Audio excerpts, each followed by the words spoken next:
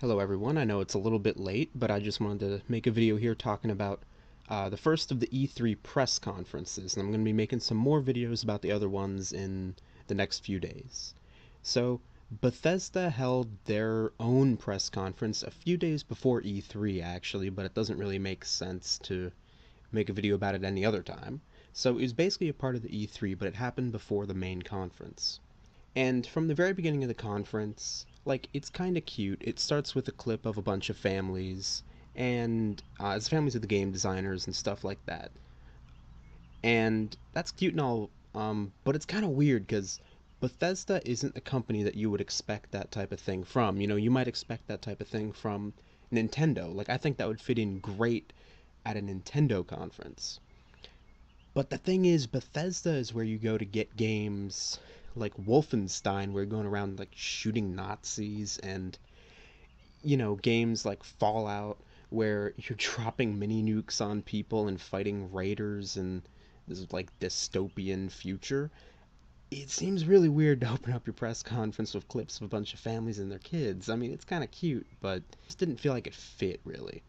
And then they kept doing this thing throughout the press conference where they would sort of transition between videos and presentation by showing a clip, an animated clip of what they called Bethesda Land. That just got more annoying every time it happened. Like, it just seemed like kind of a dumb marketing ploy to start with, but when they kept bringing it back and again, that's when it really got annoying.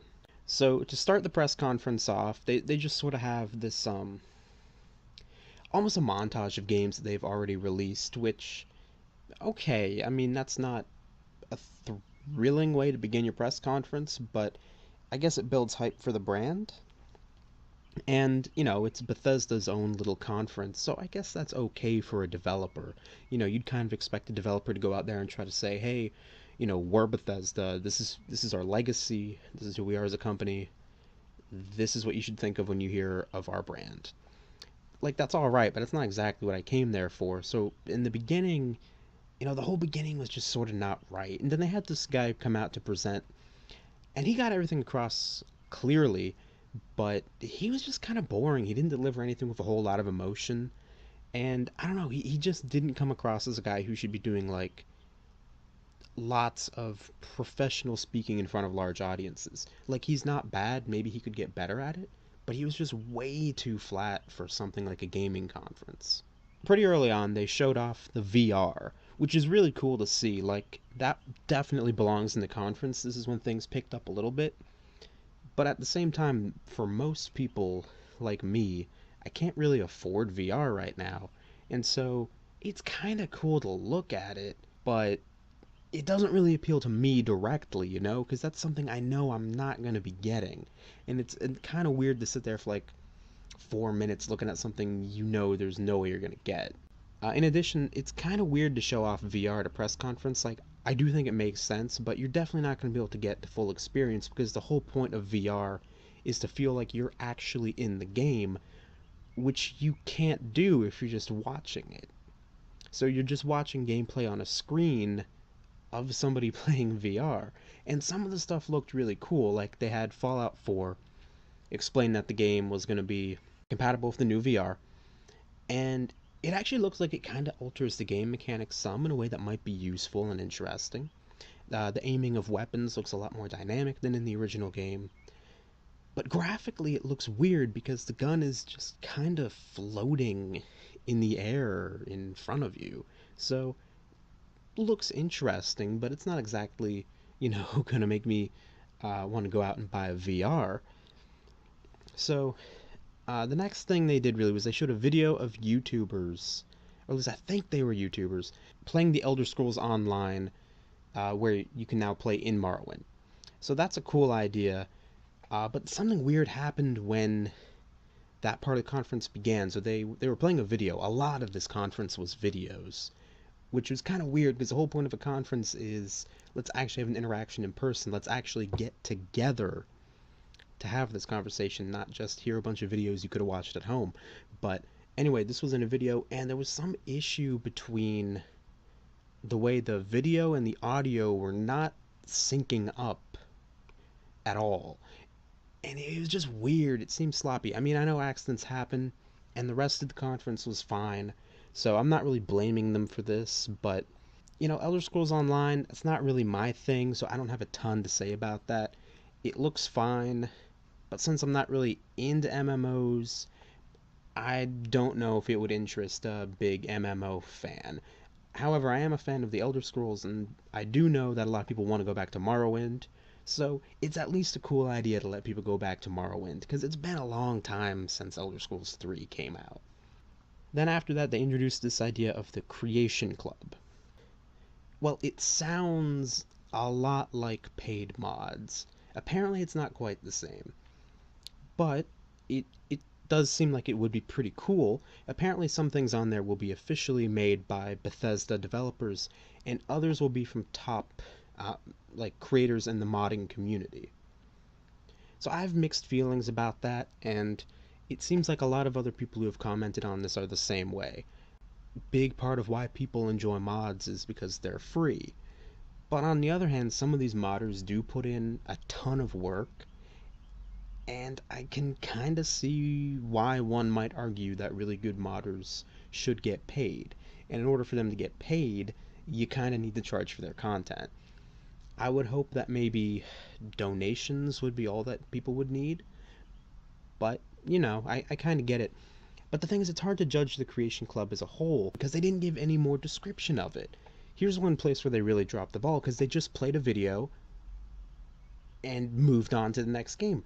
I thought that the dude who was presenting, would talk about these things in between the videos a little bit, but he did not talk about it here at all. So we need a lot more information on that, and it left me with a lot of questions. It's way too vague.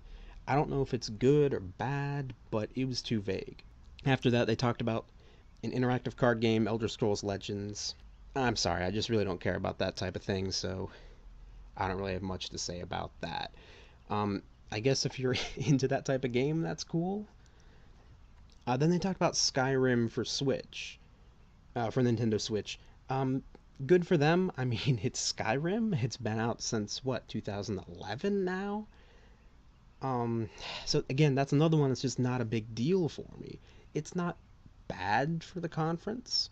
It seems like a natural way to expand the audience. I'm glad Nintendo fans get to play it. Like, why would I begrudge more people getting to be able to experience what I think is a very good game?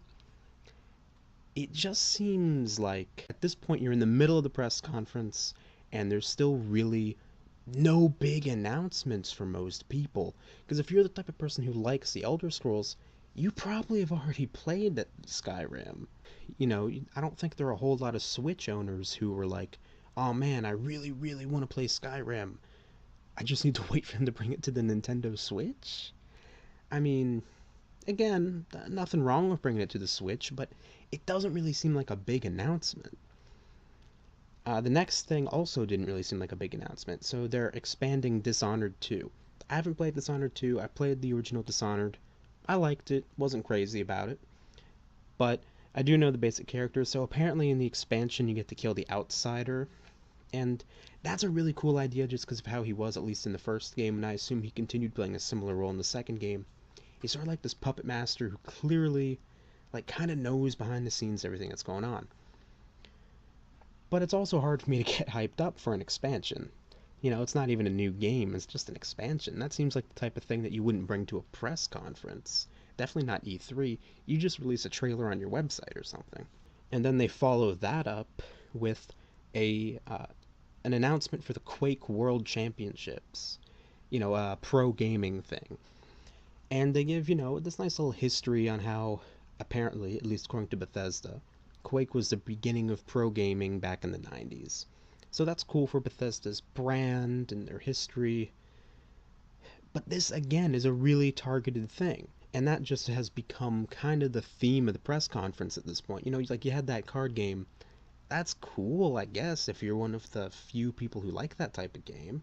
And I have some friends who like that type of game, and I'm sure they're thrilled to hear about it.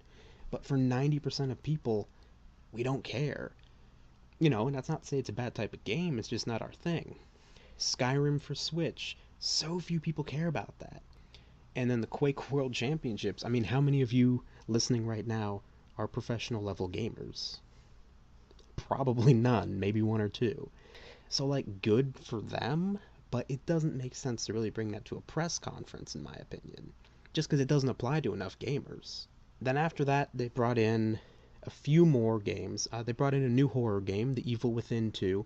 Not a big horror gamer, didn't play the first one. From what I saw of the trailer, it didn't really look that great. I mean, it definitely did not excite me. It just looked like another generic horror game with action elements, which is at this point pretty much every horror game out there. So again, I didn't play the first one. I looked up reviews for it though, and it looks like it was like a 7 out of 10, 8 out of 10 game. So, you know, they're giving us the sequel with a kind of generic trailer to a middle of the road game. You know, I'm sure it has some diehard fans and you all are probably excited, but it doesn't seem like a big announcement. So, okay, just another game basically. And then finally, at the very end, they bring out Wolfenstein 2, which this looks really, really, really great. Like, this is a game that was not on my radar at all. I'm not a big first-person shooter fan. But this looks like it actually has a really interesting plot. Like, I'm genuinely intrigued by it. It was an intense, very long trailer, and it's basically this alternate reality where the US was conquered by Nazi Germany, and a bunch of American resistance fighters organized to fight back. And the characters look really interesting. It looks like you're going to have distinct characters. It looks like the main character is going to be pretty fun, both as a character and to play as. And the plot is unique and looks like, again, they're taking it very seriously. One of my problems with first-person shooters is that I like more plot-oriented games, and first-person shooters generally are not very good at that. This game looks like it'll be an exception. They did Wolfenstein 2 very well. I'm actually excited for that one. And then they bring on the guy one more time at the end, and he's still really boring. So overall, it's only a 40-minute long press conference. That's much shorter than the others. It's basically a bunch of games that they already released, plus a few new ones. A lot of the new things that they announce are actually about their old games, like VR compatibility, which isn't really that interesting because it's not relevant to most people because VR is still expensive. A few games like the horror game, the card game, and Dishonored expansion appeal to very specific groups of people. Wolfenstein looks great. The presentation itself, the presenter didn't get a chance to talk a lot. I feel kind of bad for him actually, but just from what I saw, just not that exciting. And they did have technical issues for a little bit. The main thing about this press conference is that there just was not a lot new to get excited about aside from Wolfenstein. And one major new announcement doesn't really carry a conference. So ultimately, it didn't feel like they had enough to fill a press conference. And I think that's why it was only 40 minutes long when most of the others go for over an hour. The amount of re-releases and already announced content was actually okay in my opinion, but they needed a lot more new content to go along with it. So for example, if it had been an hour long, meaning that they added 20 minutes where they talked about brand new content, then it would have been a decent conference. So it's not that I think they talked about their already existing games and new compatibility and expansions too much. It's that they didn't have anything new to go along with it. It's like there was 20 minutes of brand new content that just vanished, making it a 40-minute conference. So if I had to give it a grade, I'd probably go D or D plus maybe. The conference was bad in an unremarkable way. There wasn't really anything terrible about it. There was nothing in there where I said, wow, they really messed up. But it almost felt like it didn't need to happen. A lot of YouTubers have been saying that they shouldn't have even had a conference. I don't know if I'd go quite that far, but I would say this seems more like the type of thing that you would do at a minor conference, not at E3. So overall, definitely a disappointing start. Hope you all stay tuned for my videos on the other conferences coming up soon.